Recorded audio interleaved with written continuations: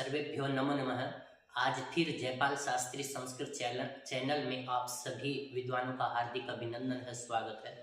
आज हम जो हमारी 10वीं की पाठ्य पुस्तक उसकी भूमिका से पूछे जाने वाले जो प्रश्न हैं उनसे संबंधित प्रश्नों को लेकर आज उपस्थित हुए हैं।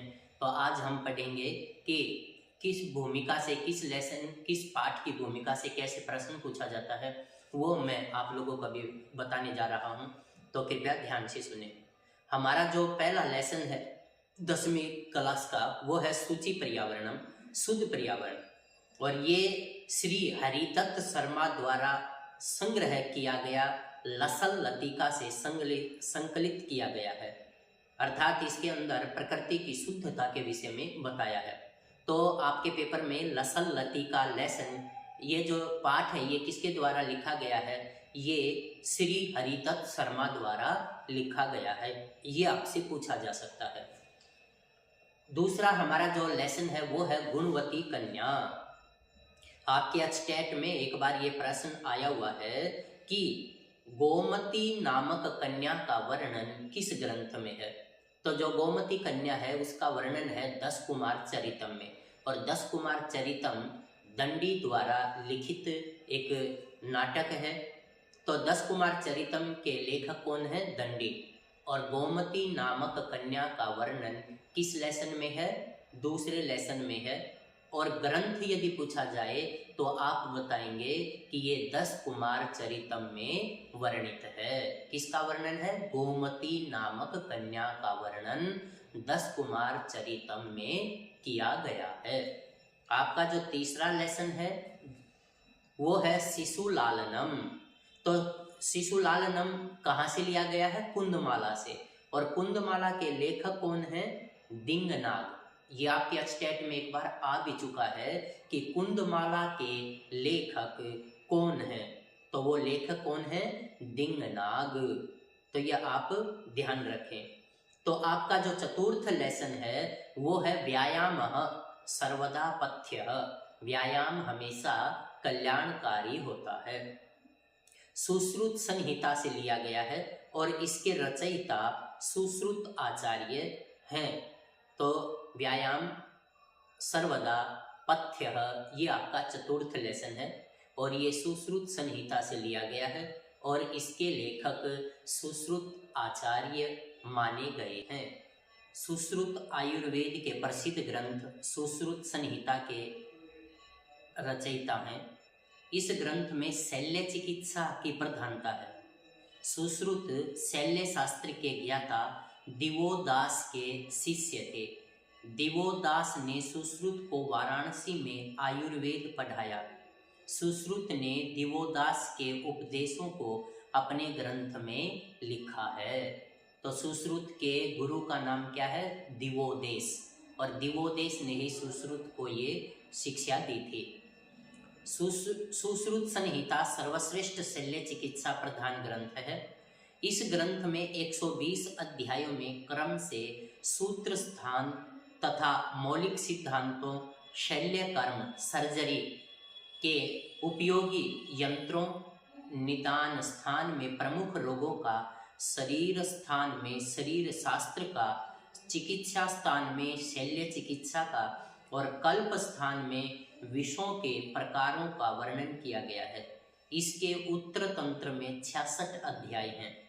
तो ये आपका जो है सुश्रुत संहिता, इसमें 66 अध्याय उत्तर में बतलाए हैं और पहले जो बताए थे उसमें 120 थे। तो इस तरह से ये जो सुश्रुत संहिता है ये आपके शल्य चिकित्सा का प्रमुख ग्रंथ माना जाता है।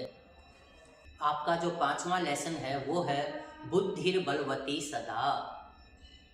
ये संस्कृत साहित्य की लेखन परंपरा रही है और पंचतंत्र विष्णु शर्मा की रचना है और हितोपदेश नारायण भट्ट की रचना है।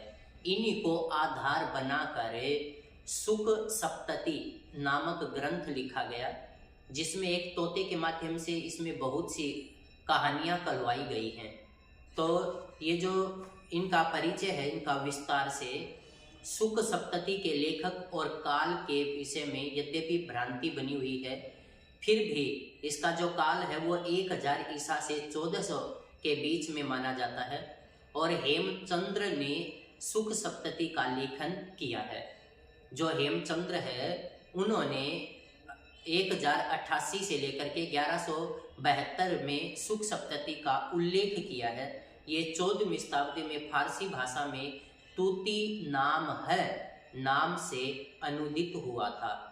सुख सप्तति का ढांचा अत्यंत सरल और मनोरंजक है। हरिदत्त नामक सेठ का मदन विनोद नामक एक पुत्र था और वह विषयासक्त और कुमार्गगामी था, और उसी को नीति की शिक्षा देने के लिए ये सुख सप्तति लिखा गया। इसके अंदर बहुत ही मनोरंजन कहानियां हैं। तो जो पंचतंत्र है उसके अंदर 5 तंत्र हैं। उसका जो तीसरा तंत्र है वो है काकोलुकीयम, और 5वां जो तंत्र है वो है अपरीक्षित कारकम।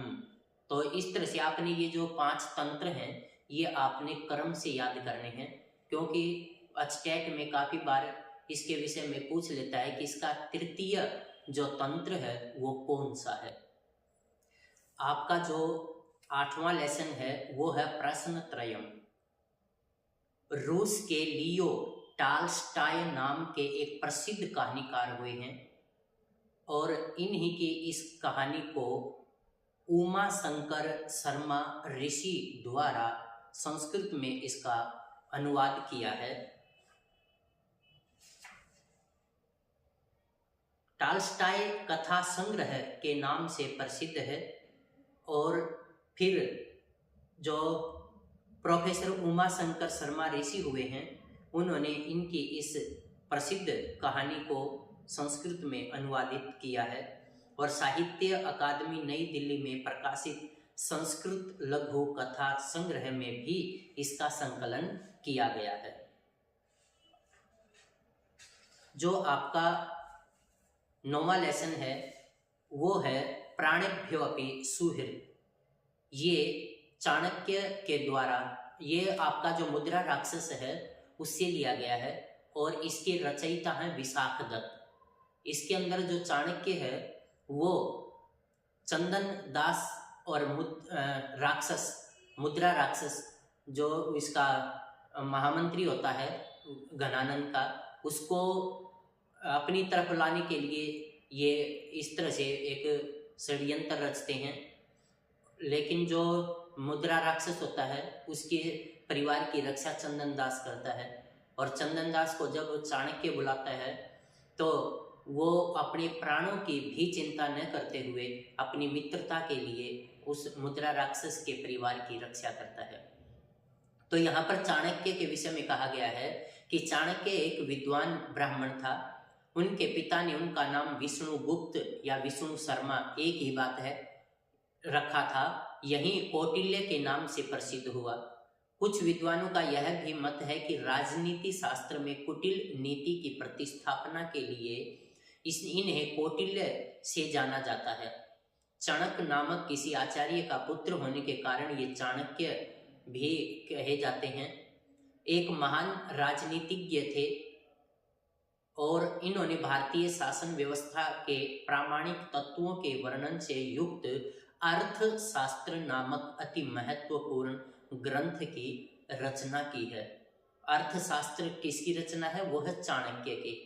विष्णुगुप्त, विष्णु शर्मा, कौटिल्य, चाणक्य, इस प्रकार ये जो नाम हैं ये सारे के सारे चाणक्य के ही नाम हैं।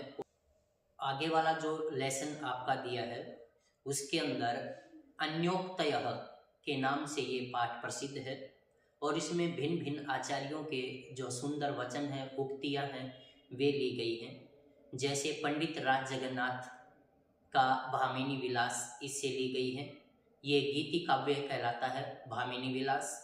और महाकवि माघ का जो ग्रंथ है वो है शिशुपाल वध, और महाकवि भर्तृहरि का नीति शतक से ये श्लोक लिए गए हैं। तो जो पंडित राज जगन्नाथ जी हैं उनके संस्कृत के जो ग्रंथ हैं वो यहाँ पर संकलित किए गए हैं। पहला है गंगा लहरी अमृत लहरी, सुधा लहरी, लक्ष्मी लहरी, करुणा लहरी, आसफ विलासः, प्राणाभरणम, जगदाभरणम, चित्र मीमांसा खंडम। एक बार ये चित्र मीमांसा खंडम आपके एचटेट में पूछा भी जा चुका है।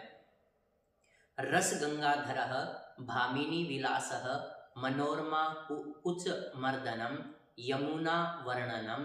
ये सारे के सारे ग्रंथ पंडित राज जगन्नाथ द्वारा संकलित किए गए हैं, रचे गए हैं। महाकवि माघ की एक ही रचना प्राप्त है, शिशुपाल वधम, और भर्तृहरि द्वारा 3 शतक, नीति शतक, श्रृंगार शतक और वैराग्य शतक लिखे हैं, जो त्रिशतकम के अंतर्गत आते हैं। पंडित राज जगन्नाथ भी संस्कृत साहित्य के मूर्धन्य विद्वानों में से रहे हैं। उन्हें शाहजहां नामक मुगल शासक द्वारा अपनी राजसभा में सम्मानित भी किया गया था। तो इस तरह से यहाँ हमने जो हमारा 10वीं का पाठ्यक्रम है उसमें क्या क्या वर्णित किया गया है उसके विषय में हमने ये कुछ जानकारियाँ प्राप्त की हैं। आप एक बार इनको अच्छे से पढ़ भी लें और ये वीडियो सुनेंगे तो आप अच्छी प्रकार से जान पाएंगे। और आप हमारे इस चैनल को सब्सक्राइब करना न भूलें। आप सभी का बहुत बहुत धन्यवाद।